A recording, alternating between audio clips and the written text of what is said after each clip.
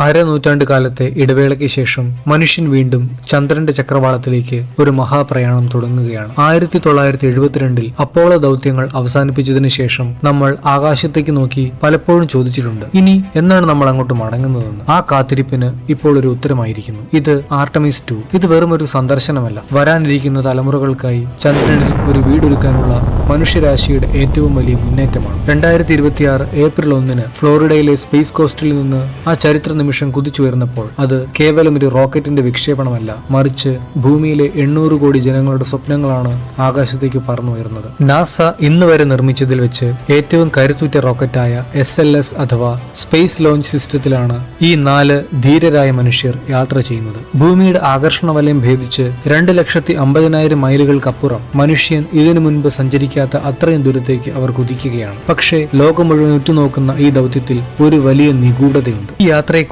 കൂടുതൽ ആഴത്തിൽ ചിന്തിക്കുമ്പോൾ ആദ്യം നമ്മുടെ മനസ്സിൽ വരുന്നത് ഇതിന്റെ പേരാണ്. എന്തുകൊണ്ടാണ് ഇതിന് ആർട്ടമിസ് എന്ന പേര് നൽകിയത്? ഗ്രീക്ക് പുരാണങ്ങളിൽ ചന്ദ്രന്റെ ദേവതയാണ് ആർട്ടമിസ്, അപ്പോളോയുടെ ഇരട്ട സഹോദരി. 50 വർഷം മുൻപ് അപ്പോളോ നമ്മളെ ചന്ദ്രനിൽ എത്തിച്ചെങ്കിൽ ഇന്ന് ആ സഹോദരി നമ്മളെ അവിടെ താമസിപ്പിക്കാൻ പോവുകയാണ്. ഇത്തവണത്തെ പ്രത്യേകത ഈ ദൗത്യത്തിലെ യാത്രികർ തന്നെയാണ്. കമാൻഡർ റീഡ് വൈസ്മാൻ നയിക്കുന്ന ഈ സംഘത്തിൽ പൈലറ്റായി എത്തുന്നത് വിക്ടർ ഗ്ലോവറാണ്. ചന്ദ്രനിലേക്ക് യാത്ര തിരിക്കുന്ന ആദ്യത്തെ കറുത്ത വർഗ്ഗക്കാരൻ എന്ന ബഹുമതി ഇനി ഇദ്ദേഹത്തിന് സ്വന്തമാകും. കൂടെയുള്ള മിഷൻ സ്പെഷ്യലിസ്റ്റ് ക്രിസ്റ്റീന കോച്ച് ചന്ദ്രന്റെ ഭ്രമണപഥത്തിലേക്ക് എത്തുന്ന ആദ്യ വനിതയായി മാറുമ്പോൾ കാനഡയുടെ അഭിമാനമായ ജെറമി ഹാൻസൺ ഈ ദൗത്യത്തിലെ ആദ്യത്തെ അമേരിക്കക്കാരനല്ലാത്ത യാത്രികനായി ചരിത്രം കുറിക്കും. നമ്മുടെ നാട്ടിലൊക്കെ പറയുന്നത് പോലെ ഒരു വിവേചനവുമില്ലാതെ എല്ലാവരെയും ഉൾക്കൊള്ളുന്ന ഒരു പുതിയ ലോകത്തിന്റെ പ്രതിനിധികളാണിവർ.